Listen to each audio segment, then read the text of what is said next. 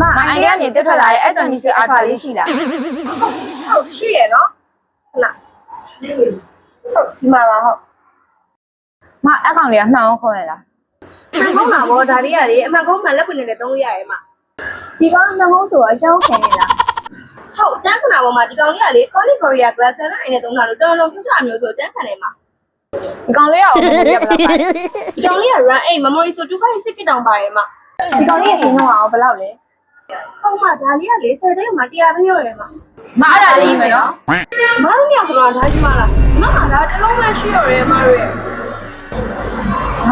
ငါရောက်တာလို့ငါကောင်မလေးတော့ငါဝယ်ပေးရမှာငါကောင်မလေးတော့ anniversary ဝယ်ပေးရမှာလို့မတို့ရှိနေခဏလေးရအမအလုပ်လေးပြော